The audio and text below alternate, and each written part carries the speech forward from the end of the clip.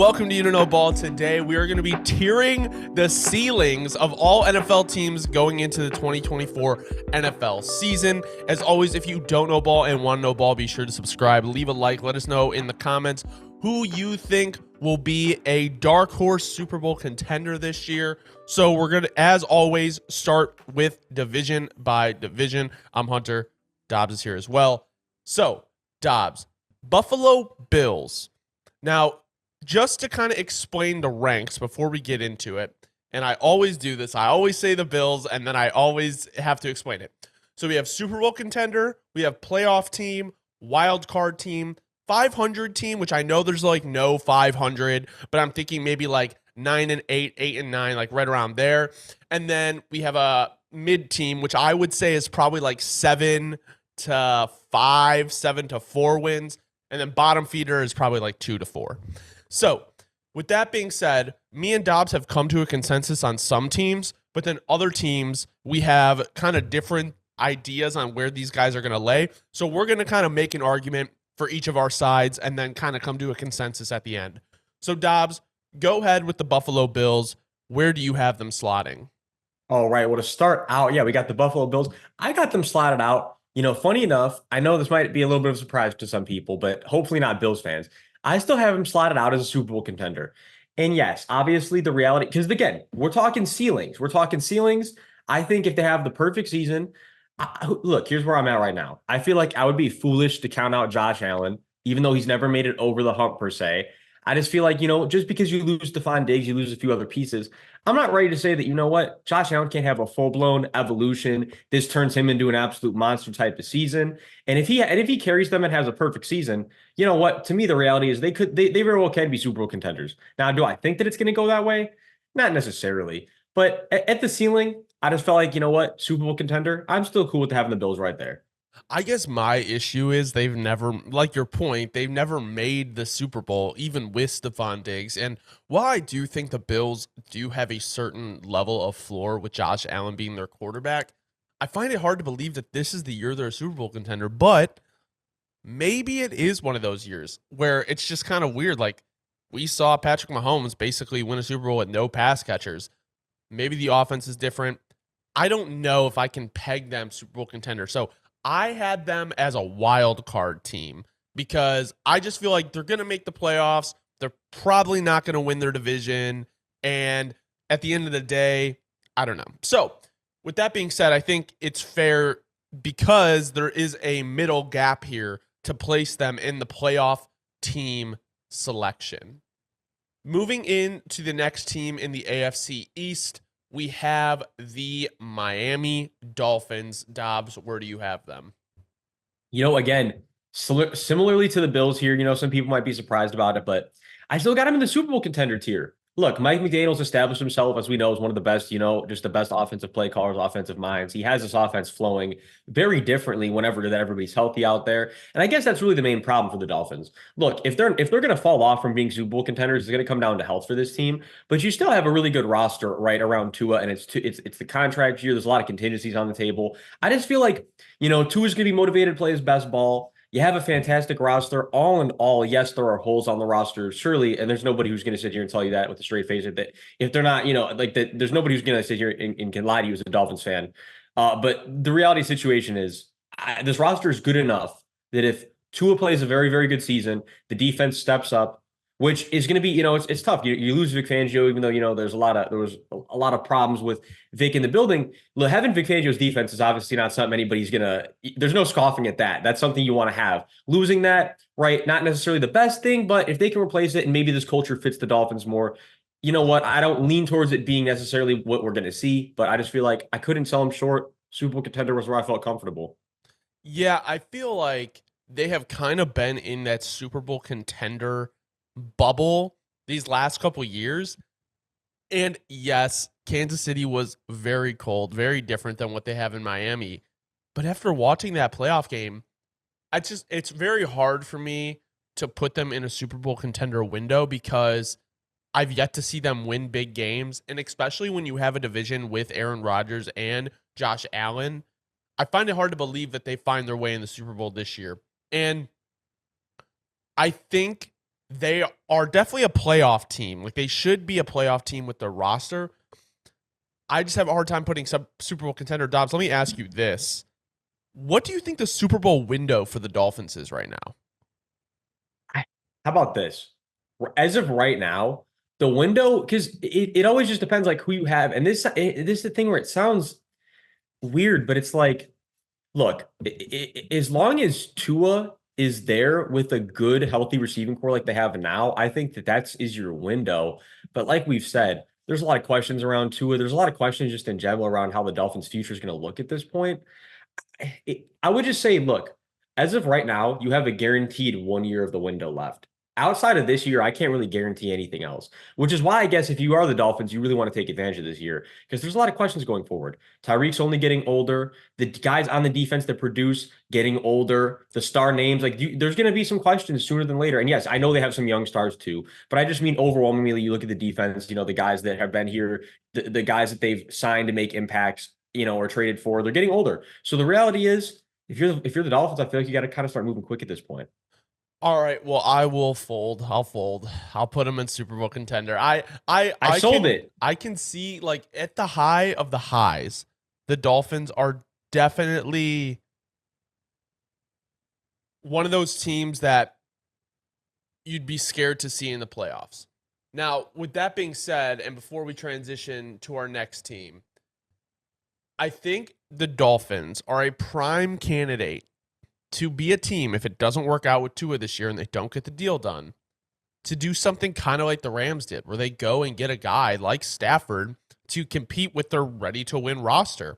Now, I think they'd have to, if they're going to get an older guy, they got to improve the interior of the offensive line at the guard spots. But with that being said, I mean, it would really kind of be like a Los Angeles Rams situation if you think about it. Like a roster that's ready to win now. You have an alpha wide receiver one. You have a really good, I would argue, better weapons than the Rams had, and one of the best play callers in the league. So very interesting situation for Miami. Moving in to the New England Patriots, me and Dobbs both had the Patriots with the same spot. We are sorry, Patriots fans, but you guys are probably going to be a bottom feeder this year. Yeah, I feel like, there's not like really, you can explain it, but there's not really much to explain other than, look, the reality is this. You guys have an incredibly, incredibly young team all in all. And where you're not young, you have guys that aren't really producing. Yeah, don't get me wrong. You have guys on this roster, right? Like you just re-signed Christian Barmore, right? Jabril Peppers is playing really good ball right now, very underrated. Like the Patriots have guys on this roster that are playing good ball, but the O-line, very young, still in productive unit. The pass catchers, I like the young guys they added, but it's never a guarantee what they're going to produce like in the league. I think the only hope the Patriots have to be above a bottom feeder this year is if you get a Drake May, Justin Herbert type situation, where because you remember when Justin Herbert came in, we were along everyone, a lot of people is the consensus like, yeah, the kid is going to have a high ceiling if he can get there, but it's going to probably take a few years. It's probably going to take some time to kind of like hone in this craft. But Justin Herbert came in out of nowhere, slinging that thing, and we were all like, oh, okay, like maybe I don't know, he's ready way sooner than we were ready. That's realistically the Patriots' only chance not to be bottom feeders this year. I think a big issue with the putting them outside of the bottom feeder tier is the fact that their schedule is pretty hard. Cincinnati, Seattle, New York, San Francisco, Miami, Houston, Jacksonville, New York.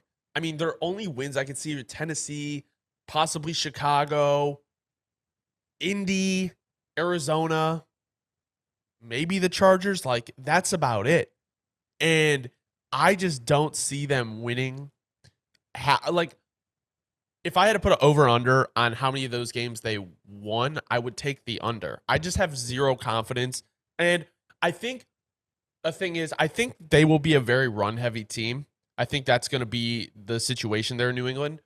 But with that being said, we just talked about the O-line. It's not that great. So it's kind of a tough situation there. Moving in to the last team of the AFC East, we have the New York Jets, who we both had as Super Bowl contenders. I just think with the way that they have the roster set up, Aaron Rodgers being as old as he is, it kind of has to happen this year. Like, you have to be a Super Bowl contender. And if you're halfway through the season, I know teams get hot late, but if you're halfway through the season and your team just does not look like a Super Bowl contender, The whole project has failed. Like the Aaron Rodgers project failed. He's gone. Salah's gone. Um, Douglas is gone. Like I don't know. It's going to be a very interesting year for the Jets, and one that if there is some turmoil, it's going to be fun to watch on Twitter. Well, I was going to say, yeah, the Jets are definitely one of those teams that's going to provide tons of entertainment, whether it's for the positive or negative. There's always a few of those teams you can say every year. The Jets certainly fit into that category. Look, the reality is, the Jets have built a roster, like you've already said, where the only concern you have at this point is the interior of your O-line. And yes, it's not a good concern to have, but at least if Vera Tucker can stay healthy, you basically only have to worry about 2 slots. If Tippett makes a jump, you only have to worry about 1 slot. All of a sudden, the O-line's not too much of an issue. You have Aaron Rodgers. You have all these star players on defense. Yeah, like you said, there's just no other way to cut it. It's Super Bowl or bust, really, this year, and especially if not this year, next year. If not, it's a failed project. And Jets fans would agree 100%. So obviously, as we get through this, we'll see a little bit more as it plays out. But 2 Super Bowl contenders in the AFC East already. Moving in to the NFC East, we have the Dallas Cowboys. Now, you have them as a Super Bowl contender. Please tell me why you do, and then I'll give you my argument for why I don't think they are. See, my thing is just like, look, because this is the reality. I think I look at the Cowboys the same every year. Like, it's not really like much changes, Like, I do believe that they have the roster to be Super Bowl contenders. It's kind of just up to them to actually go show us that they can do it. Like, again, this is just my ceiling view. Like, I don't think that they're going to go win the Super Bowl. I just think that I'd be selling their roster short if I said that they didn't have a chance with how it's built. If Dak can play how he played last year, and look, and Tyler Guyton comes in and is a really productive starter. Cooper Beebe is a productive starter. Yeah, like best case scenario, you're running the ball, running the ball relatively well again. Again, with this running back room, it's going to be, I don't know. This running back room is questionable to begin with, but you're going to run the ball better than you were last year. You're going to have, right. I just feel like I'm looking at it like if everything goes perfect, I would be selling the Cowboys roster short, not to say they could be Super Bowl contenders. I don't think they're going to do it because they do the same thing every year. But they still are in that range for me. You know what I mean? I just feel like they have had more talented rosters and done less. And I see this kind of as a year where it's like the chips are stacked against them. And they don't strike me as a team that's going to make that jump. So I don't know. I kind of have to leave them as a playoff team. I don't know if I can fold a Super Bowl contender because the last time they even made an NFC championship, 1995. Like, it's been 30 years. Like, it's been a long time. So I just find it hard to believe that I'll have to disagree with you regarding the backfield. While I don't think Tony Pollard was the best back in the league, I don't know if I'd rather have Zeke Elliott, like the ghost of Zeke Elliott back there. No, that's what. No. You misunderstood me. That's actually no. You misunderstood. I'm saying I agree with you. I'm saying you should have like the O line. If those, you know what I mean, like, they could be better. But it's like, how much does it benefit the running back room? Because now you're making a downgrade. Like, I don't know. They're in a tough situation, honestly. Like it's just because look, Dak in the receiving core and some of the stars on defense. That's kind of it. Really but makes they lost Dan it's top Quinn, heavy, though. right? That's my issue. They also lost Dan Quinn. See, that's the big thing. No, it is like there's a lot. There's a lot of contingencies. I just, you know what? I'm putting my faith in Micah. I'm putting it in Dak. But let me be clear: is there much faith? No. Okay, so do you have more faith in their ceiling being a playoff team or a Super Bowl contender? Because I have 0 in being a Super Bowl contender. I have more faith in it being a playoff team. So you're right. You know what? I convinced you once. You convinced me once. Playoff team for the Cowboys. Let's do playoff team. That was just one. I don't know, bro. I don't know if I could fold. I couldn't put my name on a Cowboys Super Bowl contender because we know how the Cowboys fans are. It's our year. You've been 12-5 the last 3 years. You haven't made the NFC Championship. Come on. No, I think Cowboys fans, I think last year was, I think finally the year. It was like how finally for Bears fans after all those years, it was kind of like there was a tipping point. I think for Cowboys fans now, it was like that year, that was the Cowboys tipping point. Just they're like, wait. all right, you know what? Actually, we have to take a step off the gas. Wait until they start 6-0. Once they start 6-0, 5-0, it's our year. It's our year. Yeah, you're right. You know what? We just got to give it some time. All right.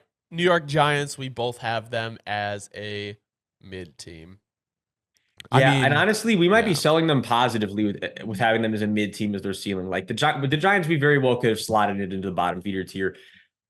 But I think you'd agree It's more the defense and the star guys that have been added to this defense that are kind of, and namely Brian Burns, is kind of like pushing them above just a little bit. Like the Yeah. combination of Dexter Lawrence and Brian Burns is quite interesting.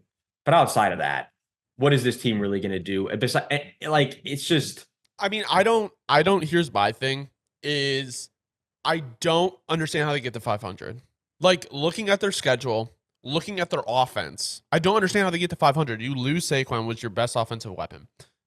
You bring in Malik Neighbors, I like it, but I feel more confident with fucking Drew Lock throwing him the ball than I do Daniel Jones. And Daniel Jones is probably going to be the starter to begin the season. I think this is going to be a very weird year for the Giants. I do think, like you said, they have a lot of money invested in that defensive line, but you did lose McKinney, which was one of your best players on the defensive side of the ball. You hope Kayvon Thibodeau takes a positive step this year because he did regress a little bit last year. So I just find it hard to believe when you look at their schedule that they're going to end up getting to 500 because they have the Vikings, Washington, Cleveland. Like, I'm trying to look for their wins here. Washington, No, that's the problem. Maybe they'll split. Carolina, they'll probably win. Yeah, they have a very tough schedule. So it's hard to believe that they're going to get to 8-9 wins. But with that being said, I mean, that's why we both have it in a mid team. There's not really much to explain here. No, that's honestly, again, that's selling them super high. Like we honestly could have had them in bottom feeder, and there would be nothing wrong with that. Like Giants fans take this as a compliment. I just feel bad for Giants fans because it's like I feel like every offseason you guys are like this. Like you don't like yes, the offensive line improved, but it's like you lost your best offensive playmaker. Yes, you drafted Malik Neighbors. I like Malik Neighbors, but like you said, and you added Brian Burns. Oh, but you lost like the third best safety in league on paper last year. Like there's just so many. Like it's like Giants fans. It is actually insane. Every off flat line off season. I mean, yeah. All right, moving in to the Philadelphia Eagles, we both have them at a Super Bowl contender. I mean, with what they added in the offseason, and I think every year they've been a Super Bowl contender the last couple of years, if not a playoff team. So they've always been in the kind of the top two tiers. I think Super Bowl contender this year, especially with the additions of Saquon, getting the wide receiver extensions done. They signed Bryce Huff as well. Like the Eagles they drafted well, in my opinion. They get Cooper DeJean and Quinyon Mitchell, so they addressed the secondary. I don't think you can really have any issues with the way the Eagles handled this offseason, and only made them, in my opinion, more surefire Super Bowl contenders. Yeah, no, I mean, again, with a team like the Eagles, there's not much to explain because it's like we already knew they were Super Bowl contenders. This is exactly what we expected. Like you said, adding Saquon is just fuel to the fire, right? I mean, look, you might have questions about wide receiver 3. You might have questions about, a little bit about the cornerback room, how it's going to end up looking by the start of the season. But these are all things we're going to find out by midway through the year. Yeah, the interior linebacker situation also still, we don't know exactly how it's going to go because Devin White didn't play good ball last year. And I'm actually rather surprised that a team like the Eagles gave him a solid chunk, but I know that it's not fully guaranteed that they have options.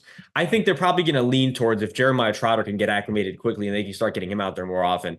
I don't know how much longer we're going to see Devin White on even this roster. Look, if he can turn his career around and this is the system where he can really flourish, who am I to say? Devin White could have come back and be vintage Devin White again. Who am I to say he couldn't?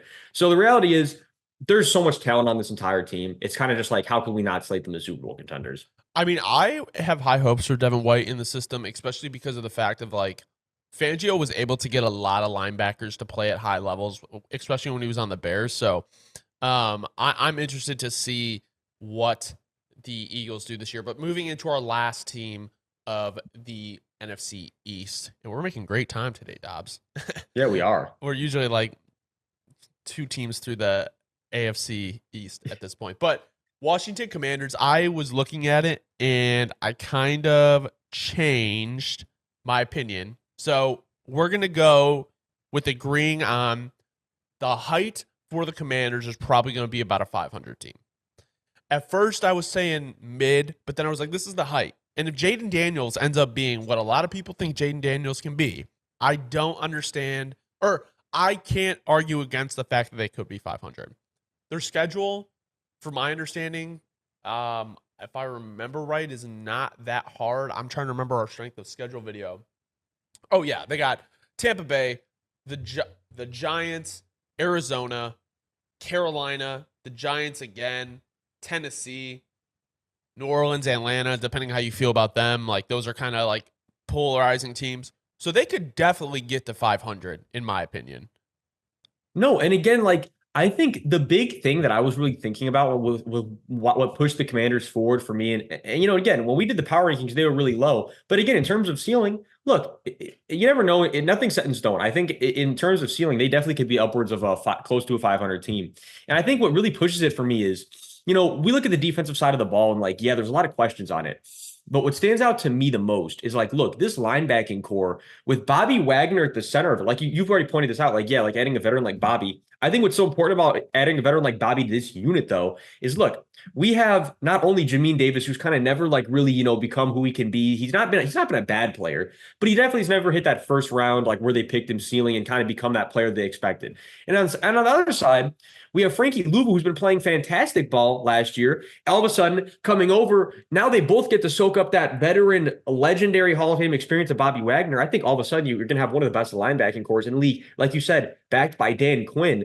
And then look, we know how Dan Quinn works. Dan Quinn will make pressures happen because of other situations. These edge rushers don't have to be world beaters. Like Dorrance Armstrong, Clelin Ferrell. It doesn't sound good on paper, but this will probably be the two best years of their careers because Dan Quinn will find ways to get them a lot of one-on-ones, a lot of free rushes. So it's not necessarily the end of the world that they don't have a ton of talent on defense, because I think that the addition of Dan Quinn is just going to help bolster so much of the flaws that are on this defense. And then on the offensive side, like with Jaden Daniels, we don't know what to expect. Jaden Daniels has a really terrific rookie season. It's like the ceiling is upwards of 500. Yeah, and kind of looking at the offensive side of the ball, Austin Eckler, Brian Robinson Jr., you have Terry McLaurin, you have Jahan Dotson, who you hope takes a leap. Luke McCaffrey, I think, is actually going to be a pretty good player. You have that safety blanket in Zach Ertz. You drafted Ben Sinnott. Do I love their offensive line? No. Do I think it could be okay? Yes. I mean, my main concern with the offensive line is the fact that Jaden Daniels scrambled so much in clean pockets in college, where it's like, if he starts to feel that pressure, he may run. But we've seen that is okay in their first couple years. Maybe not long term, but I'm saying is it's okay if they need to, because their first couple years in the league, they can make plays like these scrambling type quarterbacks. Like Justin Fields, not last year, but 2 years ago, like the world was so high on him. And then when they forced him to be a passer the next year, that's really when we saw the issues, like glaringly. A lot of people saw it, but the year after it was glaring. So he definitely has a higher ceiling this year than I would think probably his third year or, even his second. I'm rambling. Basically what I'm saying, the first 2 years of Jaden Daniels should be very interesting to watch. Moving in to the AFC North, we have the Baltimore Ravens. We both have Super Bowl contender. I mean, year 2 of the Todd Monken offense, they do lose OBJ, but they get Derrick Henry. I'm interested to see how they kind of patch that line together, but the Ravens have been kind of knocking on that door the last couple years, and it just always feels like they have not been able to get over the hump. Maybe year 2 in this offense, they can do it. I know, their defense is still going to be really, really good, especially, it might be hard to transition after losing Mike McDonald, but you hope that you can at least keep some of the defense. Even if the defense is 80% as good as it was last year, you're in pretty good shape. Well, no, absolutely. And like the Ravens are just one of those rosters where it's like there's really, I mean, and it's hard. There's very few rosters like this, if any more besides the Ravens. Maybe again, maybe the Lions, where you're looking, you're like, there's really actually like no weak points of the roster. Like there are points of the roster that are weaker than others, but there are no weak points on this roster. Like assuming that Nate Wiggins comes in and is just an average level pro, there's at his floor, which hopefully he's not, hopefully he's higher than that for Ravens fan. But you get my point. Like the reality is there's no weak points on the roster. When there's no weak points on your roster and you have the 2-time MVP leading the backfield, I mean, right? How could I not have you as a Super Bowl contender? Yeah, I think that's the thing is like when we're looking at these team ceilings, if everything goes right, they have the makeup to be that type of team. And Lamar won his second MVP last year. I think at this point, I will say the personal accolades, like he's reached what he needs to reach. Like he has to get a ring, and I think he probably understands that. My kind of issue on the offense and what scares me the most before we move on to the next team is I really, really, really do think they need like a big alpha wide receiver one. I really struggle to see like Zay Flowers being that guy that is just gonna scare cornerbacks. Like I'm not saying they should have went and grabbed like a Keon Coleman or anything like that, but like, I mean, I know it's against kind of the Ravens' forte to go and trade picks, but I'm not. I can't think of anybody. But like, if you were able to trade like a first round pick for a guy of like a T Higgins stature to put him next to Zay Flowers, like you're telling me that doesn't instantly make them favorites?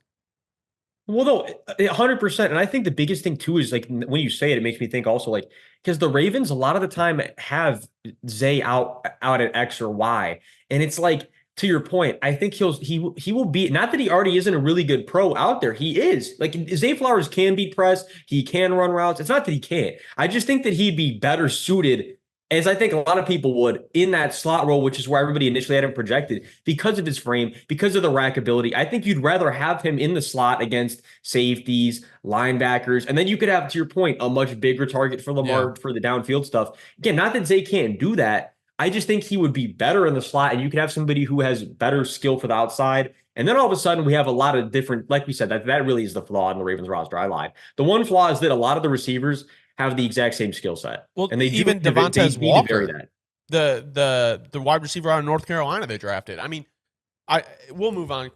This is all like issues we've talked about the last couple of years with the Ravens, but I mean, for example, like I think Devonta Smith is a very, very, very good receiver.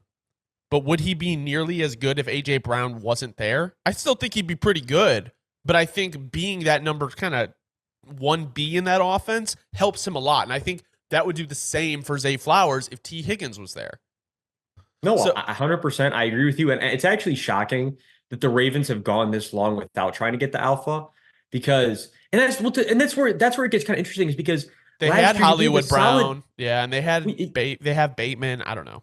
I just feel like you gave a solid chunk of money to OBJ. And it's like you definitely could have gone other areas with that money. That's all. That's really all. I'll just leave it at that. Moving into the Cincinnati Bengals, we both have them as Super Bowl contenders. I think this is one of the teams that I think with Joe Burrow, they will always be Super Bowl contenders, in my opinion, kind of similar to like Josh Allen with the Bills. I think this year is a very pressing year, though. Trey Hendrickson requesting a trade, getting a little bit older. T. Higgins is probably going to be gone. I assume that's why you drafted Jermaine Burton in the third. I know a lot of people were really high on him without the off-field issues, so he could potentially just be that replacement. And obviously you have Amarius Mims, who's ready to back up Trent Brown, Orlando Brown Jr., but the Jamar Chase extension is coming. A lot of important decisions for the Bengals this coming offseason. I feel like they have to kind of try to get it done this year. I mean, they can get it done other years, but I think this is their ideal year to try to win it.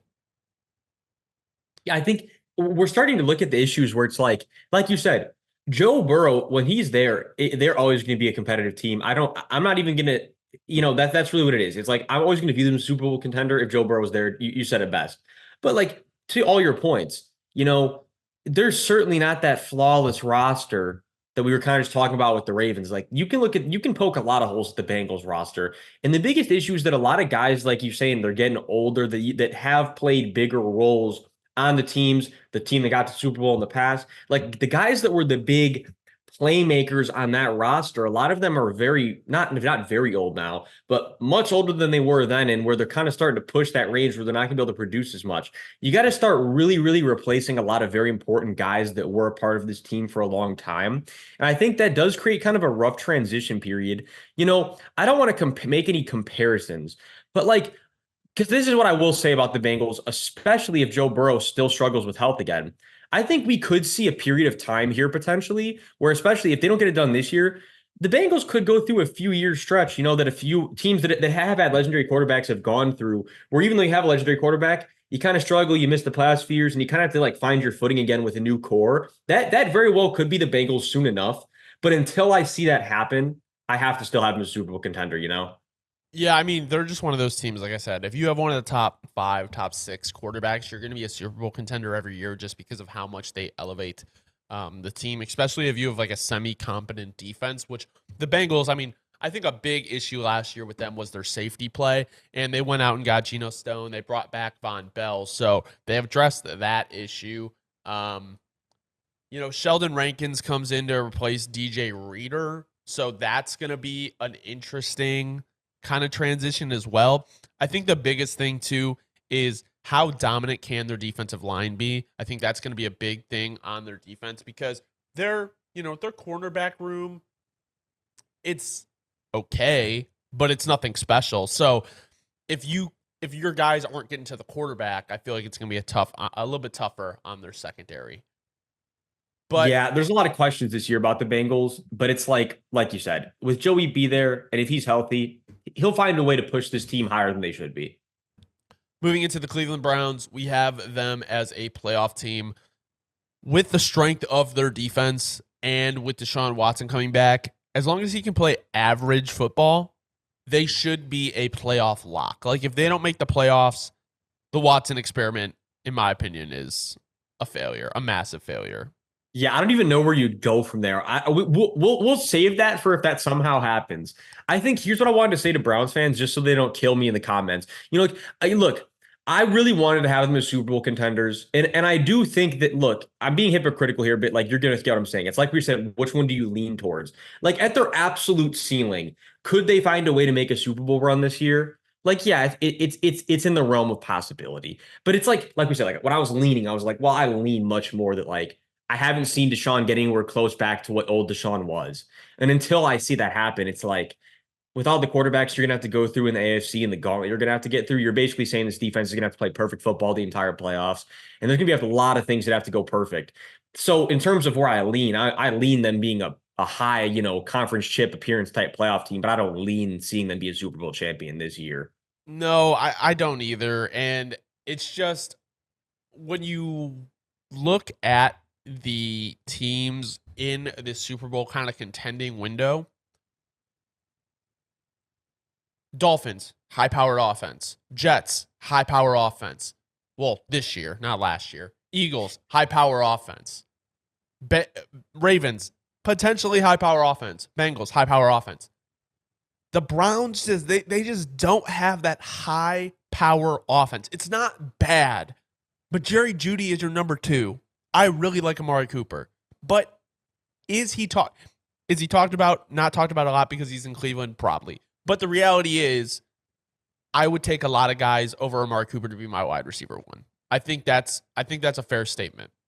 So while I do think they can compete in the playoffs, I just don't know if I can see them beating any of these AFC teams in the championship.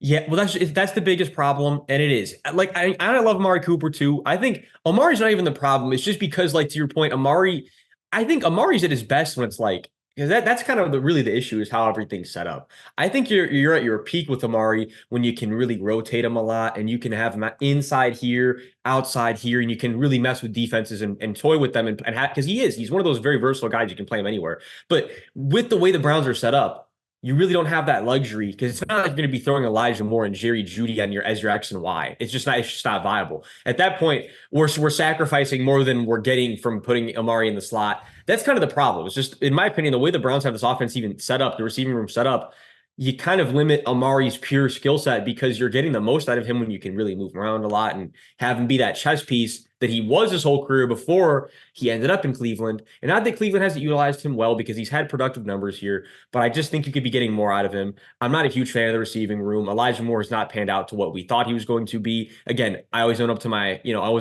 takes.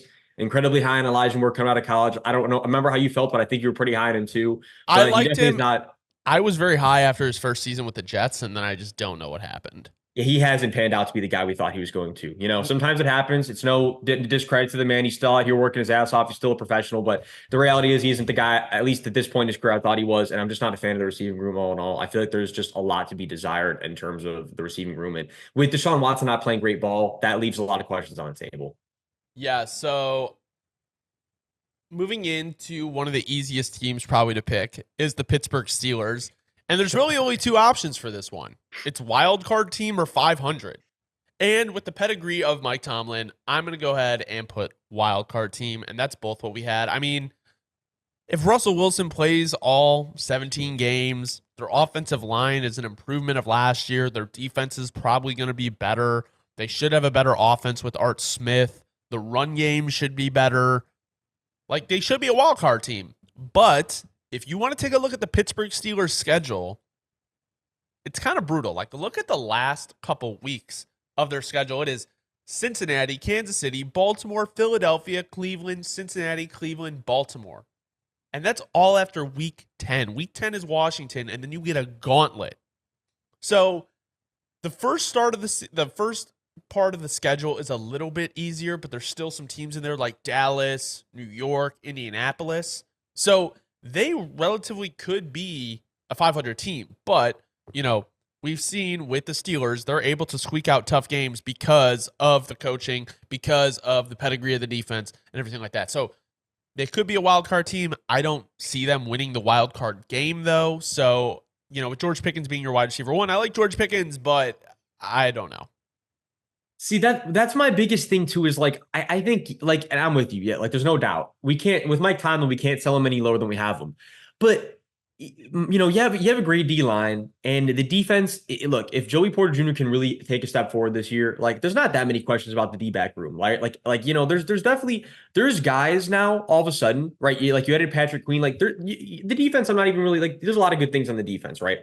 We come over to the offense, and basically at this point, you already have Roman Wilson as your number 2 wide receiver, and Roman Wilson coming out. I'm a fan of him, but throwing him into that wide receiver 2 role right away. It might be a tough ask that rookie year where we don't know what in terms of production what to expect.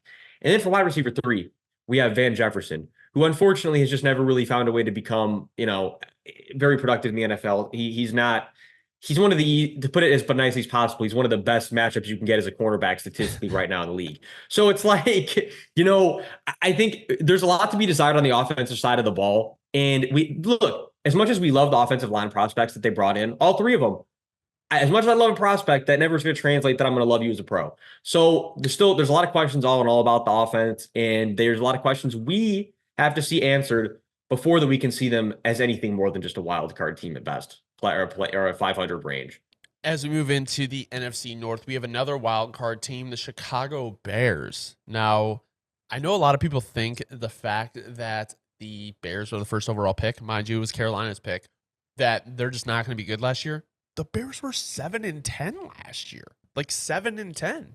So you're telling me they can't in the NFC? I don't think the NFC is as much of a pushover as people used to make it seem. But I think the reality is, if they add on 2-3 wins and they have technically like a last place schedule, I don't know why they can't be the 7th seed in the NFC, especially with the additions that they made on offense. Well, yeah, especially if look. And if what I'm hearing, I know I've been hearing what you guys have been sending. I've been seeing that Caleb's going crazy at camp. Look, if Caleb's the guy I think he is, which I'm very confident. I think Caleb is going to make that same look. It sounds crazy, but I really think he can have that same Joe Burrow impact. Because I said the same thing about Joe Burrow, and Joe Burrow did the exact same thing. I truly view these guys as very similarly. Like, Caleb Williams has so much talent, so much moxie being the key thing, that I think he can just come in right away and kind of just really, really not dominate, but like be at a very, if not above average, close to elite level right from the second he hops in the league. And that's how I view it's going to be. This receiving core is already so elite. The offensive line, there's questions, but I think there's more answers than questions, which is a good thing. And really the biggest question is the D line, right? But if Austin Booker can come in and have a really good rookie year, Javon can take that jump. We saw there was flashes last year, but it's far from refined. We got to see Gervon Dexter get more refined, more of the little stuff consistently. But other than that, the defense, right? You definitely also, look, I'll call it for what it is as well. You want to see Tremaine Edmonds play a lot better for the money that you're paying him, right? There was good weeks. there was really bad weeks. Let's even if we just flatline that, this Bears defense is going to be a relatively productive unit. And when you put all that together, how can we not have them as a potentially wild card team? I think also my main concern would be the D line as well.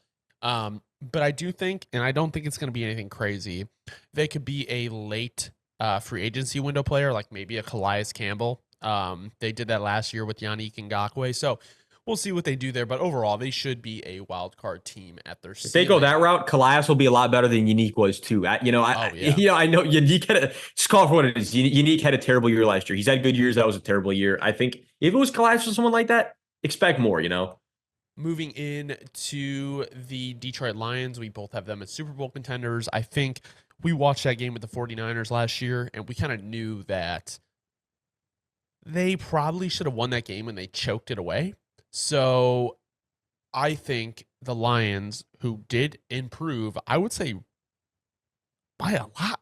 Like they really did great in free agency and really good in the draft. I do think that the Lions are basically locks to be Super Bowl contenders this year. Well, yeah, no, absolutely. It's like this is a team I'm not going to spend much time on because they were literally boneheaded decisions and snaps away from they're going to the Super Bowl and then also facing a team that they had already beaten early on in the season. There's a very good chance the Lions could have been Super Bowl champions last year, and everyone knows that. There's no doubting it. It's just a fact. And you have so many guys in this roster that produce. I'd say you have a guy who's tied for the most underrated player in the whole league. I'll say the two guys.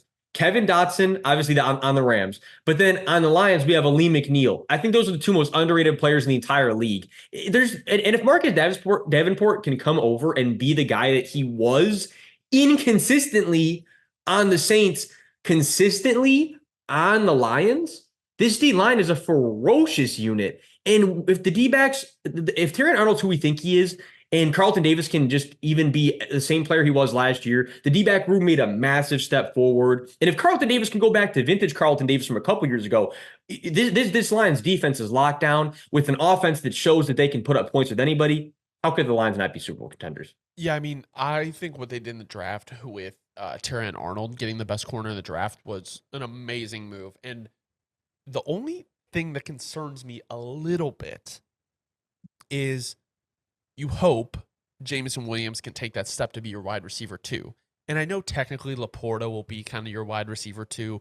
But at the end of the day, like, okay, Williams goes down. Khalif Raymond's your wide receiver too. It gets pretty thin. I know they traded for Donovan Peoples-Jones. That is the one thing I would have wished that they went out and got. I can't remember if he signed with a team. I don't think so. But like, to me, this is a team that go out and get Jarvis Landry for pretty cheap. Like, go sign him. Just get a veteran body in the room. So that would be my only concern with the Lions. But overall, I think they should be pretty solid Super Bowl contenders.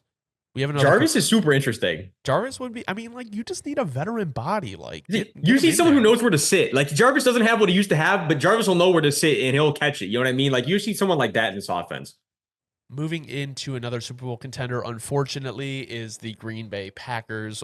So surprising last year in terms of what they were able to accomplish. I mean, I think people thought they would be okay, but with the way that they played at the end of the season, how hot they got, I don't see why building on basically the same team, adding in the draft, adding Josh Jacobs, Xavier McKinney, why they can't be Super Bowl contenders this year. And yeah, and I think what's scary about it for not only the NFC North, is for you, the NFC North is just gonna be a bloodbath. But what's so scary about it for the rest of the league is that Jordan Love is elevating them so much. Where I'd say like we're at a point where the Packers roster is probably the weakest roster in terms of just total roster strength that we have as a Super Bowl contender. But that's why it's scary is because there's still so much to build on for this team. And they've already showed that they can be Super Bowl contenders. Like there's a fair amount of holes you could poke at this roster. I mean, there's really not. Matter of fact, there's not one unit on this roster that's an elite unit in the league. 100%. There's just not. There's just a bunch of good players that you can pick out and ascending young stars. It's kind of a combination of both. Not that I don't think some of these guys can be elite in a couple years, especially Jaden Reed. I think Jaden Reed can make a huge jump this year, kind of put himself in that elite, especially elite slot range. I think he could do that this year 100%. But it's more in terms of they're young guys that still have to prove some stuff at the peak, and then outside of that, there's a few stars here and there like Jair, but there's not a ton of. You get what I'm saying in terms of pure overall roster strength. The Packers have a lot they can build on, and they're still Super Bowl contenders. That's a scary sight for the NFC. No, 100%. Yeah, I think the Packers may have yet again found their quarterback. Moving in to the Minnesota Vikings, I we are different at the start of this, but I think I'm going to side with you. We're going to go Minnesota Vikings as a 500 team. They're a team last year that I believe they were, what were they, 7-10 last year? I do believe. So a team that was 7-10 that was playing with Josh Dobbs, who was their BYU quarterback? Oh, Jaron Hall. They were missing Jay Jettas for a majority of the season. They didn't have a run game. They improved on defense. I am still a little bit concerned about their corner room outside of Sean Murphy Bunting. They do add Dallas Turner, who is a very high potential guy. I think he's super athletic. I just want to see how he pans out. With that being said, they add JJ McCarthy, who I think is probably going to play sooner than people think. Like, I was on the train of like, oh, they're going to sit him for a whole year. They just got Darnold as a bridge guy. But with the way they're talking, it sounds like he's going to play. And I think the record will probably be a little bit worse if he plays, which is not necessarily a bad thing. I mean, I think no one's really expecting them to do anything this year. But with that being said, the Vikings have probably the best situation for a rookie outside of the Bears. And I mean, you could make the argument that it's better than the Bears. no, yeah, but you basically covered everything. What I'll really just add to it is because, like, that was gonna be my spiel is that you're spot on. Like, I think especially like the way, yeah, like you said, the way you hear about them talking about him, the way that they've talked about the plan coming together, I think we will probably see JJ out there sooner than expected, and that's actually why I pivoted from being just a mid team to the 500 range because, like I said up earlier about, I'm blanking on who I said it about, but it was very similar. Where you're going to get what I'm just remind me who it was if you remember. But JJ is actually also very similar to that Justin Herbert explanation I gave, where it's like, I don't expect him to come out and really hit the ceiling, kind of getting close to that ceiling that we think he has in his rookie year. But if he does, and he comes out and really surprises and is really hitting those tight window throws and is really lasering that thing across the field, really, really early on, which is what we don't expect, but it's possible. If that's the case with this receiving core, I can see them getting close to around the 500 range, and all of a sudden we're like, man, just had the NFC North. Like all of a sudden the Vikings are right there too. Like that's the ceiling for the team this year. I don't really look at it any other way. Like, yeah, there's questions on the defense for sure, but there's a lot of questions on the defense. But I look at it in terms of like, if this team is elevated, it's going to be off of JJ having a fantastic rookie year, and that's kind of just how I'm looking at the ceiling. Moving in to the AFC South, we have the Houston Texans as Super Bowl contenders. Dobbs, why do we have them as Super Bowl contenders? Yeah, well, this is one of the ones, well, that'll take the shortest to explain all day. I mean, this was a team where, again, I own all my L's. I'm an L owner. I have no ego in this. I try to make as many good takes as possible, but when I make a terrible one, I will own up to it. I'm not a liar. And one of my worst takes in history was saying that the Texans were going to be no more than a 4 or 5 win team last year. They shot me the hell up. CJ Stroud came in and said, you know what? I'm one of them. And as he is, with this O line that now is ascending, with adding some more young talent to this O line, getting Tank Dell back, adding Stephon Diggs, adding Joe Mixon, the young defensive guys, adding Daniil Hunter, and the young defensive guys are going to make a rise again. I mean, Derek Stingley coming off the best year of his career far and away. You just got to stay healthy. Yeah, there's cornerback questions. Yeah, there's safety questions. It don't matter. They got CJ Stroud over there. And with CJ Stroud, he has shown he can elevate and keep elevating. And I'm not going to doubt CJ Stroud and D'Amico Ryans. That's really all it comes down to for me. Yeah, I think, to kind of build on that a little bit, they went all in right away after they saw what CJ Stroud could give them. Like, they know the best opportunity to win a Super Bowl is on the quarterback's rookie contract. So instead of waiting the second year to go all in and finish it out, they said, these next 2 years, this is when we're trying to win the Super Bowl. So I think, even if they don't get it done this year, which I think they can, they have another year where they can build through the draft, and then they have year 3 of CJ Stroud's contract, the year where he can I believe be extended after year 3. They could restructure, they can get more cap space. Like, the Texans have set this up where they're going to be competing for a Super Bowl for probably the next 5 to 6 years. And if CJ Stroud is what everyone thinks, he's going to be another one of those guys where they're going to be Super Bowl contenders every year strictly because of the quarterback play. Yeah, that's really all there is to it at this point. See, he already solidified himself in that tier of like, I'm one of them. As long as I'm healthy, don't count us out. Moving into the Indianapolis Colts, we have them as a wild card team. Now, they pretty much were a wild card team last year. Honestly, it was a little bit tough with the loss to the Texans that kicked them out. But if Anthony Richardson is what he was the first couple games of the year and just even a little bit more polished, with the way the Colts roster set up, I don't see a reason why they can't be a wild card team, especially adding like Adonai Mitchell and Leatu Latu to their already loaded team. Yeah, I think that's it. That's all it comes down to, right? Like you've built a very, very solid defense. It's above average, but I just feel like solid is the best way to explain it because there's still are holes. But on top of that, you have one of the best O lines in the entire league.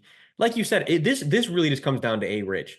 If Anthony Richardson can come in and have a fantastic year, their ceiling could even raise to like playoff team. Just for all that we know right now, and taking off what we're taking off of last year.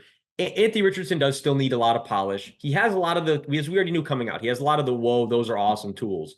Now I just need okay, that's what we need to do every snap. That's the footwork we need. That's how quick we need to read the field. We got to get to that stuff quick. We just got to get to that stuff this season. But if we can get to all that stuff, and and even guys like Alec Pierce can make a jump where they are on the depth chart, and you all of a sudden you have a pretty loaded wide receiver room. You have a pretty loaded offense in general with a very, very solid defense at its floor. Yeah, the Colts wild card for sure, potentially, if as long as those things can come together. Yeah, no, definitely. And I think the biggest thing is because there are so many like talented play callers in the league, Shane Steichen doesn't get talked about a ton, but in my opinion, he's up there with some of the best in the league because of what he was able to do with Jalen Hurts. You saw what he was able to do with Gardner Minshew. Imagine what he can do with Anthony Richardson. So, moving into one of the more confusing teams with the Jacksonville Jaguars. And the more and more I thought about it, I am tending to agree with you more. I think I was being a little bit pessimistic when looking at these teams, but these are the ceilings. It's all about positivity and what they could be. And with that being said, the Jacksonville Jaguars are a playoff team. We saw what they did when they were in the playoffs with the Chargers. Last year, they missed the playoffs, but this year, with the addition of Brian Thomas Jr., Gabe Davis, Christian Kirk, Evan Ingram, Travis Etienne, their O-line, they improved the interior. They did add Eric Armstead on the inside of their defensive line. Their secondary does scare me a little, but overall, that should be able to bandage up the secondary a little bit with the way the pass rush is, Josh Allen, Trayvon Walker. So the Jags should be a playoff team this year, and if they're not, I think there's going to be a lot of questions in Jacksonville.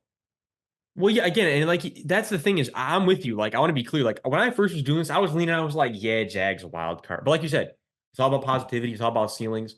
And if they can get back to what they were 2 years ago and build off of that, look, like there's guys on this roster, but I think the problem is why you don't push them past at the playoff at the ceiling is that there's too many questions where it's like I don't think they're going to be able to compete with the best of them in the AFC if it came down to it in a conference chip, right? Like that's kind of how I magnified it. No. And it's like you can build off of this year and still be and you can get better and better and get to that point. But as of right now, on paper, Gabe Davis is your starting X receiver. And Gabe Davis was struggling at the Y. I've been saying it for months. I'll keep saying it. I just don't know exactly what the Jags plan for Gabe Davis is, and I don't necessarily know if for the money they invested, they're going to be getting their money's worth. And on top of that, if that's the case, and Brian Thomas Jr. struggles his rookie year, which I don't think he's going to, but if he does, Christian Kirk's really the only guy producing in this offense, and he's your slot guy. And as we know, for the slot guy to be at their peak, you have to have other guys that are taking advantage and making that so that the slot role isn't being double teamed constantly. Like, and yeah, that's what Evan Ingram is for also. But there's questions. There's a lot of questions on the offensive side. There's also questions on the defensive side. However, yeah, you definitely made some power moves this offseason, like adding Armstead. Like they made good moves, right? But all in all, I just think there's more questions than answers. And that's whenever there's more questions than answers, you basically you're locked out of the Super Bowl tier. That's kind of the reality for the Jags right now. If Peterson is able to take back play calling on offense, I think they have a much higher ceiling than if they have I think his name is Press, something Press. was the OC last year. But I think, we saw the issues with the offense last year. Moving into probably one of the more polarizing teams of the offseason in terms of where people think they'll finish is the Tennessee Titans. And if everything goes well with all their additions, why can't the Tennessee Titans be a wild card team? That's again, let me just make sure. I think that's where I had him, right? I was Yeah. just say that's where I had him too. Because my thing is, like you're saying, look, with this is ceilings.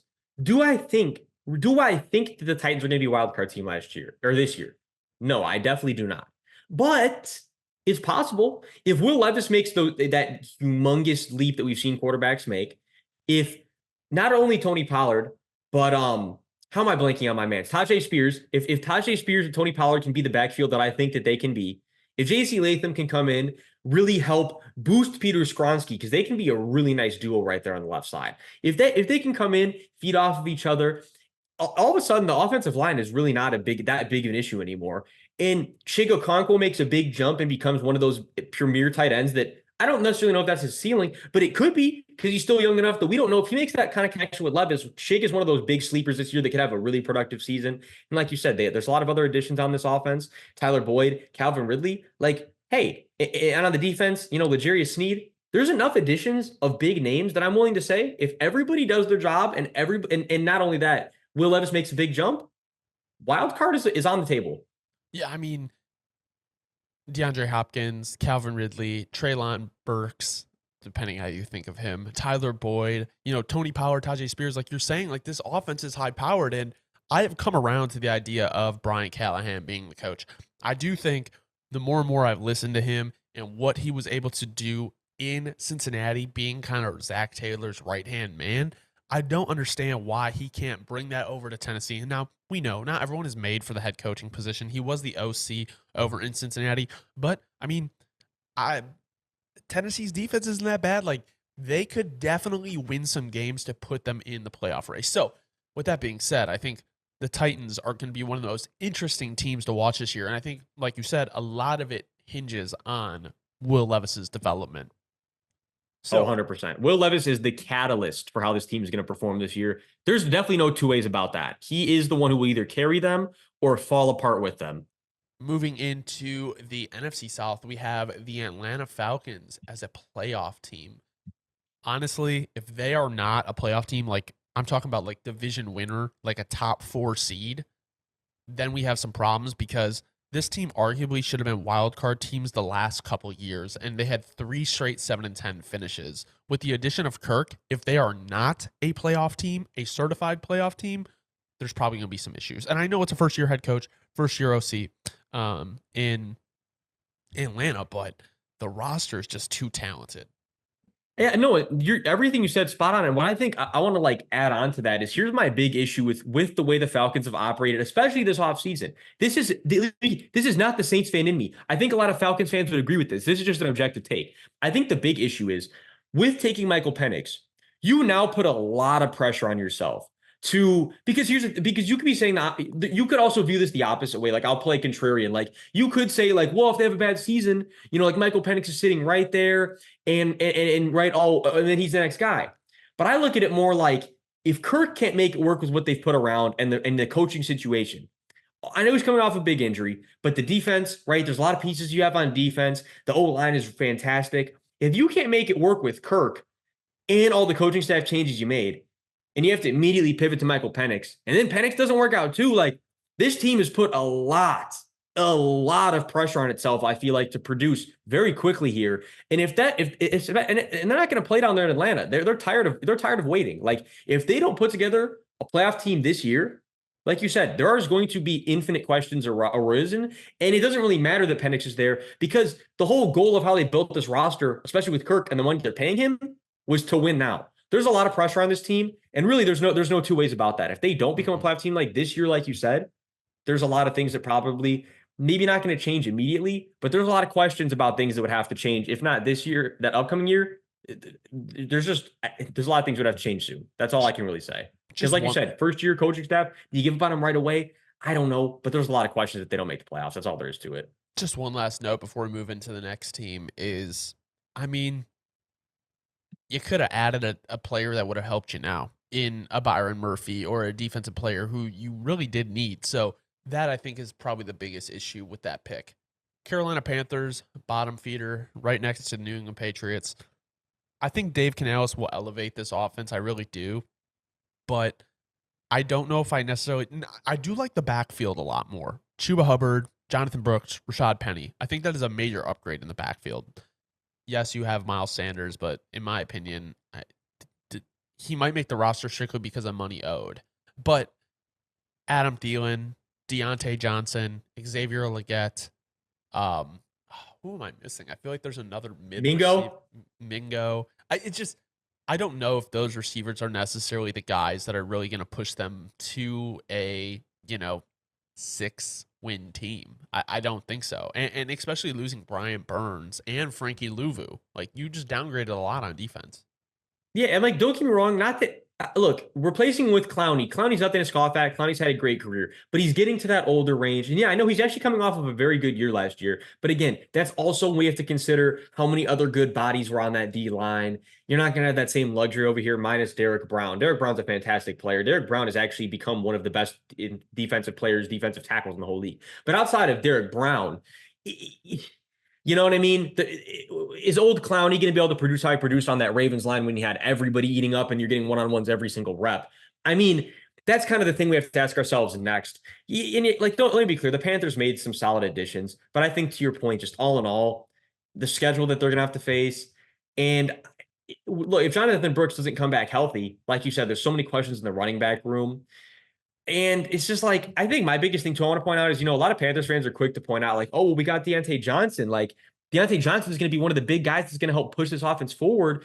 And my issue with that is we saw Deontay Johnson's attitude last year on his Steelers team that still, that made the playoffs. Like, if that's the attitude on the team, and yes, the offense was terrible and it sucked, but it doesn't really matter because attitude is attitude. If that's the attitude he had on the Pittsburgh Steelers, I'm just being objective here. Do we think that he's going to bring a world-beating positive attitude over to the Carolina Panthers? I'm not leaning towards that's what's going to happen. Well, I don't mind Deontay Johnson, but my thing is, there's a reason he got traded for basically a 6th-rounder. Like, yes, maybe attitude, and I think it's a little bit more attitude than skill, but at the same time, like, if a player's that good, they're not just giving him up for that cheap. And I understand he's got money on his contract and everything like that, but I will say the reason for optimism of the Panthers is they did definitely improve the offensive line. And I think that's probably one of the biggest things is Bryce Young isn't going to feel like he's getting destroyed every play.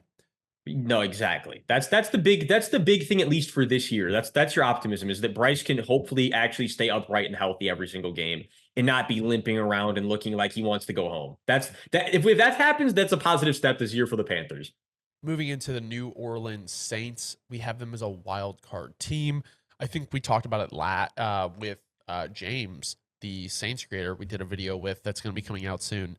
Is they rectified their offensive coordinator issue, and Derek Carr, if he can play like he did the last couple weeks of the season, this may be a completely different Saints team. I think you do get a little bit of a concern with the offensive line. But overall, the Saints team, and I think James made a great point, is if you look anywhere on the field, like there is like pretty good talent. It's just, I would say the depth of how deep that talent goes is really the issue that I see with this Saints team.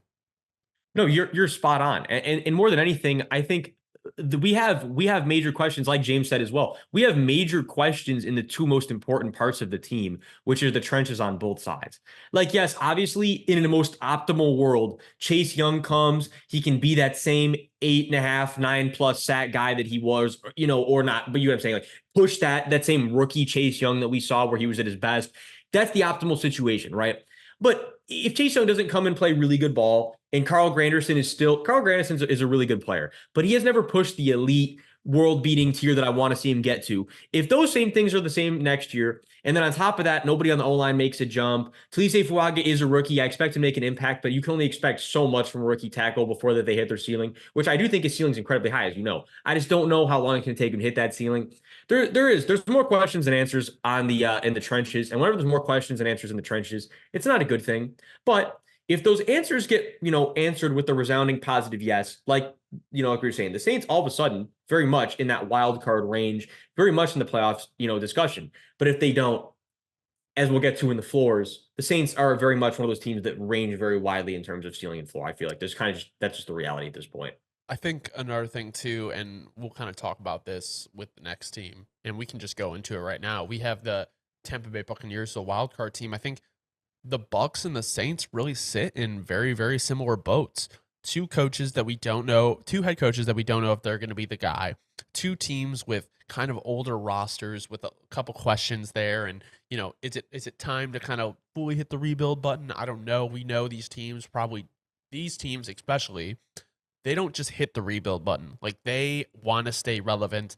They want to stay competitive. So you have two aging rosters and you have two new OCs, two head coaches. So the Bucks and the Saints are very, very similar. But as much as I have confidence in the Bucks, I do think that they overachieved last year. So I do think they will be in the playoff mix. I don't know if I'm ready to certify them as a playoff team, though, more of a wild card team.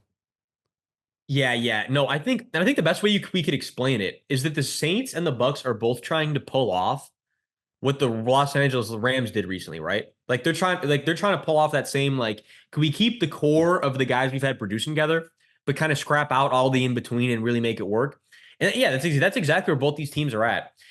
And like you said, they basically are just the exact same team at this point in terms of expectations. It's like we talked about with Mr. Bucks when we did our collab with him. Like, the truth is, they're very similar. But like you said, you already covered it. We both don't know what to expect out of our coaching staffs.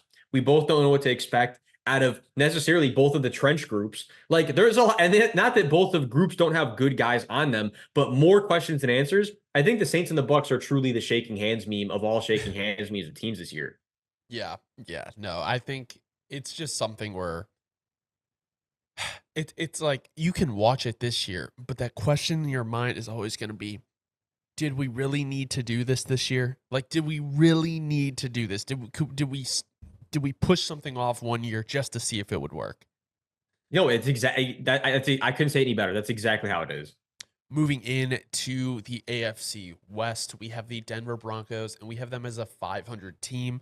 I think with Bo Nix being a rookie, I think there's a lot of issues on this roster. I think Sean Payton can elevate them to a 500 team, but especially in the AFC West and the AFC, I just don't see them competing for a playoff spot. Yeah, I think I want to say just to Broncos fans, be thankful for this one. Just as we said to the Giants fans, I think we sold you guys higher than we honestly probably should have. But it comes down to Sean Payton. Like, let me be clear. If Nathaniel Hackett was still, if you're still in the building, like, I'm not exaggerating. This Broncos team would genuinely be A bottom feeder. where do they would be bottom feeder in the bottom feeder tier. Like, Sean Payton elevates this team so much that it's like I can't go against him. He's very much how I view Mike Tomlin. It's like you can't bet against him. It's like no matter how the roster looks, he's going to find a way to make them compete. His scheme will adjust to his talent and to his opponent's talent. He'll make it work. It's just a matter of, like, I don't think he can make it work past being anywhere close to a 500 team. That's just the reality. And if he can do that with this roster, it would be a major accomplishment because there are so many holes across the entire roster. And that's just the best way to put it. I think if Bo Nix turns out the way they want him to, the Broncos can definitely be one of those teams that is competing for playoff spots, maybe next year or the year after consistently. Moving in to the Kansas City Chiefs, probably the shortest explanation of all teams we're going to do today. They are Super Bowl contenders, no doubt about it. Patrick Mahomes has won 3 rings already, and the roster has been improved. Hopefully the Rashee Rice suspension isn't there, but I mean, they probably have the best receiving core that they have had, probably outside of the Tyreek Hill days, and even then you could argue that this is a better receiving core. I mean, not on the high-end spectrum, but just overall rounded, solid receiving core. Rashee Rice, Hollywood Brown, Xavier Worthy, Travis Kelce. So with that being said, their defense loses L'Jarius Sneed, but I think they should be fine. Like, any reason why they won't be a Super Bowl contender, or should we just move on? I think that no, that's all there is to it. Like, Patrick Mahomes is as many holes as there are on this roster, which there's not a lot. There's like 2 holes. But for every hole that is on this roster, Mahomes he's the flex. What is it called? Flex seal or whatever. Like Mahomes is human flex seal. Like it just doesn't matter what holes there are because Mahomes will just cover all of them and find a way to make it work. And that's just the bottom line for the Chiefs. There's just no other way to put it. Las Vegas Raiders, we have them in the 500 category. I mean, I do kind of like what the Raiders have done, but I also find it like kind of hard. Like, yeah, in a vacuum, I do like the Christian Wilkins deal. I think that D line is disgusting. In a vacuum, I like the Brock Bowers pick, and it could look really good in a couple years. But AP, who is hired because the players like him, and I think he's a good coach. I need to see what he can do as a full season as a head coach. But I think it's going to be very hard to do what they want to get done. I know they're going to run the ball a lot, but with like Aiden O'Connell or Gardner Minshew, like I really feel like this team needed a really good, or not a really good quarterback, but even a young quarterback that they could really invest into to kind of lead them in a right direction. And without having that, I just don't see how they're even a wild card team this year. No, yeah, that's exactly where I'm at too. Like but look, how about this to spin it positively? If Aiden O'Connell makes a big jump, all of a sudden we're starting to look at this roster and say this roster is really coming together, right? But assumingly, because I'm on the same train as you, we don't know how to feel about it yet. And I think there's a very fair chance that at some point of the year, if you try the Aiden O'Connell experiment, which they will start, and you're really not vibing with it, all of a sudden you say, switch gears, like throw Gardner in there and let's try to be a wild card team and let's try to salvage the season as much as we can. That's at this point how I view the season going. I know Raiders fans would view opposite because they're going to be more optimistic than me and they believe in their guy as they should. But the reality is, as you covered everything, I think there's still enough holes on the O line as of right now, guys that need to make jumps that it's like, I don't know. Like, especially you said what they're going to want to do. And I just the jump that you're going to need to see from Aiden O'Connell, I just think it'd be kind of foolish for us to expect anything more than a 500 around season. But if AP gets that defense flying around again, and they can somehow miraculously be more than that, well then, if anything, how about that, Raiders fans? That should be super excited because if that's the case this year, then truly AP is going to be one of those guys where we'll never count you out if AP is there. But like Hunter said, there's still some stuff that's got to be proven. We can't jump on the AP train all the way yet, as much as I want to. I do like their offensive line, but when you look at what's behind it in terms of Aiden O'Connell and Zamir White, it's just like I don't know how I don't know you. I would have a hard time trying to realistically sell somebody that's a playoff team. Like that's probably one of the worst like combos in the league, no doubt.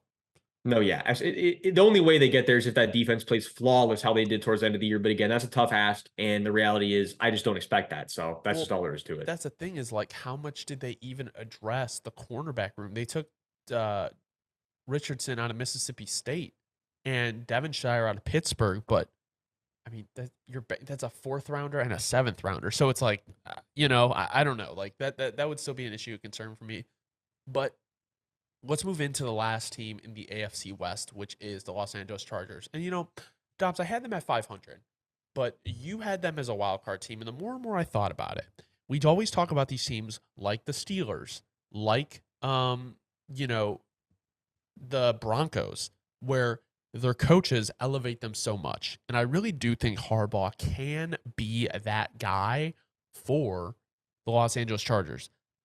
Does the O-line have a little bit to go? Yeah. Does the wide receiver core have a little bit to go? Yeah. Does the defense need to be improved? Yeah. But you have Justin Herbert. You sign a litany of running backs. You know the Jim Harbaugh system works. Greg Roman, depending on how you feel about him, can do productive offenses in the run game. They don't really have an offense built for the pass game right now, and that can come in a year. But if they beat teams up on the ground, if they play just solid defense, they could probably sneak in as the 7th seed. I can see it. No, if Justin Herbert has a fantastic year, that run, like you said, that run game can just be like anywhere within top 14 range, 14 to 12-ish. That's right. Because like you said, anything more than that with this offensive line is just a tough ask because I've been watching a lot of Chargers all 22 recently for Quentin Johnson reasons, but I'm not even kidding. But the big thing that stands out really when you're watching Chargers is like, man, dude, like there are so many guys in this O line that are just not giving full effort consistently and missing assignments consistently. Like the reality is with the way this O line is built right now, as much as I love Joe Alt and I think Joe Alt's going to be a huge boost, there's a lot of things that still have to change on this Chargers roster, especially this Chargers O line. Like I don't think they're going to be a world beating team this year, and like that's why at the ceiling they're a wild card. But like you said, the reality is just Harbaugh coming in. If he can be the guy that we think he is, and that he has been everywhere he's gone before this, and he doesn't lose his aura, as the kids are saying, you know what I mean? All of a sudden, You're this aging us. We're Chargers like team 25. this Chargers team could very much be a wild card team. I think that's just the best way I'm looking at it. Yeah, I would have to agree with you there. I think I just like what Harbaugh brings to the table, where it's like we said before, he will elevate the talent on this roster. Arizona Cardinals in the NFC West. This one, I think we're gonna have to argue a little bit. You have them as a wild card team. I have them as 500. With what they did last year, I find it very hard to put them in that seventh seed because I still think this roster is really, really far away from what it could be. And they've been 4 wins these last 2 years. Now, if they were to get to 500, 8 wins, that would be doubling their win total. So I guess try to sell me why you think they can be a wild card team. Because right now I'm sitting pretty strong at 500. No, hey, look, there's nothing wrong with that. There's absolutely nothing wrong with that. Here, I'm going to sell it to you super quickly because honestly, my reasons are very short and very simple. My reasoning is just this. We have seen Kyler Murray can get to a point where he actually very much elevates this Cardinals team. Like we've seen Kyler Murray go 2 seasons in a row where the first half of the season, he literally is playing like the MVP of the entire league. If we can get that Kyler Murray consistently the whole year, that's contingency one. Contingency two is if Marvin Harrison Jr. and Trey McBride can be that duo that I think that they can be, all of a sudden defending the Cardinals is not going to be an easy task with the way they're going to be mixing in the read option. And let me be clear, more than anything, this team being a wild card team comes down much more to the offense than the defense. They're going to have to make an explosive offense out of what they have. But to complement that on the other side, if Max Melton can come in and be really good his rookie year, and Gannon can have that same defense going that he had last year, albeit it wasn't an elite unit, but it was much better than what we expected and much better than the talent they had. The talent you added, you get those rookies playing up to speed. Again, best case scenario is Kyler Murray playing that MVP type of football again and then being a wild card team. Do I think that that's going to happen? Absolutely not. That was just my best case scenario, and I felt like I would be selling Marv's potential talent, Kyler, Trey, all of them together. It's kind of just like that's how I'm looking at it. Okay, so let me ask you this. If you had to put 500, if you had to put your rent money down on the ceiling of the Cardinals, would you rather put it on them being a playoff team or a wild card team or 500? Close to 500 without even fucking thinking about it. So you're right. You know what? You convinced me. I got to take a little bit of a step back, I think. Okay. We had to figure it out, so I just wanted to see. All right. Now we have the Los Angeles Rams, and we have them as a playoff team. I mean, I think, with the way that the Rams have been, how good they've been these last couple of years, even when they weren't supposed to be, I think with the additions that they've made, obviously they lose Aaron Donald, that's big, but the Rams are, I think playoff team is better for them right now, but I would have zero issue if someone argued that they're a Super Bowl contender this year. No, it's funny you say that because that's actually what I was going to open with. Like, I was this close to putting them at Super Bowl contender, but I think the big thing that really keeps drawing me back, but it's just being logical. It's just the truth. Like, you lose a guy like Aaron Donald, that is not like it's very hard to lose a guy that held up the culture and held up the identity of a team for so long. And replacing them again with essentially you replaced him with 2 rookies, albeit 2 rookies that were very, very high on. But it doesn't really matter how good they play this rookie year because I just don't think they're going to replace Aaron Donald's impact on in their first year. It just doesn't really, you know what I'm saying? It just doesn't really matter how good they play. There's not going to replace that Aaron Donald level. And it's just, that's really what it comes down to for me. 2 rookies, it's a tough ask to ask them to play elite ball their rookie year. And it's 2 very important positions on the defense. And staff is getting older. Don't get me wrong, I'm with you. If you want to argue the Super Bowl contender because of the pedigree and McVay, you could argue that with me all day, and I wouldn't sit here and tell you that you're wrong. I would just tell you, like you said, that I lean towards them being the playoff ceiling because of the reasons that I just listed. But it's not like saying that the Super Bowl is criminal.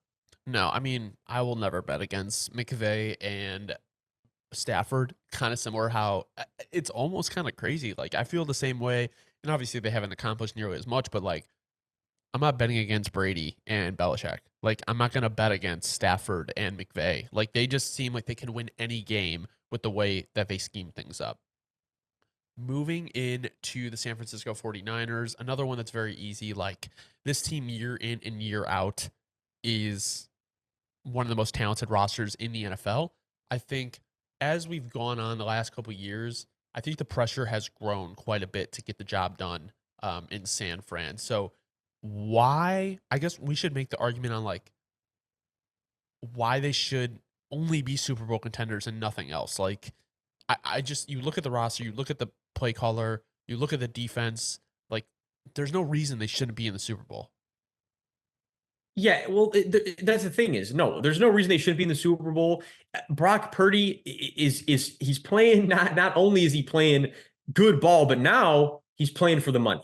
And whenever there's a year like that, and you already were playing good ball, how can I sit here and say that I don't expect him to play the best ball of his career? If Brock Purdy's playing the best ball of his career with the best receiving core he's had in his entire career, I mean, look, we're in a situation now where Juwan Jennings, coming off of as good a year as he has been, being that security blanket that he's been for the Niners, all of a sudden, out of nowhere, he might be the odd man out the situation soon enough. And that's a good problem to have. If a guy is good and is reliable as Juwan Jennings is a guy where you're starting to ask yourself, how much longer does he fit into this team? Well, that's a great situation to be in, right? It's just, and yeah, it's not like every unit on this entire roster is fantastic, but they're all above average. There's a young ascending star, I could argue, in almost every position group on the entire team. It's just when all those things come together, how could you not be a Super Bowl contender? Yeah, I think this one, along with the Chiefs, is probably the toughest one to argue against any other position in the tier list. Moving into our last team, we have the Seattle Seahawks. And Dobbs, I don't know. You have them as a wild card team. I have them as 500. Do you try to sell me why they'll be a wild card team? I'll try to sell you why I think they'll be 500, and then we'll go from there. I think I'll spoil it though. I think that this is a very similar situation to how the Cardinals just was. Like I'm at their very, yeah, I mean, like at the very ceiling, like, all right, this is a wild card team. But if I had to put my rent on it, I'm leaning towards the 500 range. But I think just to sell it though, it's like, look, this is a team who already look, they're coming off of a 9-8 year last year, and it wasn't a good year. You know what I mean? Like it wasn't a good year. Seahawks fans would agree. Geno Smith's still playing good ball though. And all of a sudden, Sam Howell's in the building. So if that's the transition at some point, I don't think it'll be this year, but you have a little bit of not immediate, but you have at least some kind of answer in the back of your hand if something happens to Geno or if Geno's not playing good. At least we have a contingency plan on the table. If Kenneth Walker stays healthy again, I have him. He's one of my favorite running backs in the whole league, one of the best running backs in the whole league. If he can just stay healthy, big contingency with Kenneth. Right, we got a good receiving core. If JSN can make a big jump, all of a sudden, I mean, this offense again, really, really back to standard. The offensive line, all of a sudden, though, there's a lot of questions in the offensive line. That's definitely one of the biggest problems with this whole team, which is with elevating them to being a wild card team. Then, yeah, and look, I love the combination of Uchenna Nwosu, Boye Mafe on the defense, and then we had Byron Murphy. Like, man, oh man, this defense, all of a sudden, if Byron Murphy can come in and be the guy I think he is, I think with the D-backs that they have, I can see them being a wild card team. There's still plenty of questions on the roster, right? There is. The safety room is not anything to that you're scared of or anything. Like in the linebacking room, Tyrell Dotson played fantastic ball last year, but I was on a minimal snap count for how good that he played. Now it's going to be you're out there every snap.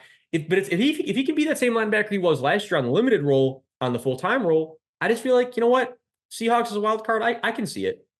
Yeah, I think my thing with the 500 is that they have a new OC, right? And Shane Waldron and Canales were really behind the Geno restoration project. He's gone. So I don't know if I trust this offense, especially with the line issues like we talked about, to be a team that can make the playoffs. And if you look at the Seattle Seahawks schedule, it's not the worst thing in the world, but there's so many games where it's like I don't feel comfortable with the outcome of them winning every game. So like outside of like New York, the Giants, the Patriots, Denver, maybe Atlanta, Arizona, obviously, and then Minnesota, Chicago. Like, I just don't see how, like, all those games to me, most of those games to me are split games. So getting to the playoffs will be tough, especially with the new regime on offense and defense. I feel like it's going to be a very, I don't want to call it a rebuild, but just kind of like a retooling of the current roster in Seattle. I mean, they let a decent amount of people walk. Obviously, I think they addressed, kind of like short term things. But like Christian Haynes was a good pick. Byron Murphy was a good pick. They're pretty okay at receiver. So I think overall the Seahawks shouldn't be a horrible team, and they should be around 500. I have a hard time trying to sell that they'll be in the playoffs this year. Yeah, you know what? I'm the same way. Like, I agree with you. It's just at the very ceiling, I'm leaning, but it's a 1% chance. Yeah. But I'm with you. If I'm putting my rank, like we said understand. about the Cardinals, I'm going towards that 500 range. Well, thank you guys so much for watching. This has been You Don't Know Ball's tiering of all 2024 NFL teams' ceilings. As always, if you don't know ball and want to know ball, be sure to subscribe, leave a like, let us know in the comments who you think will be a dark horse Super Bowl contender. Thank you guys so much for watching.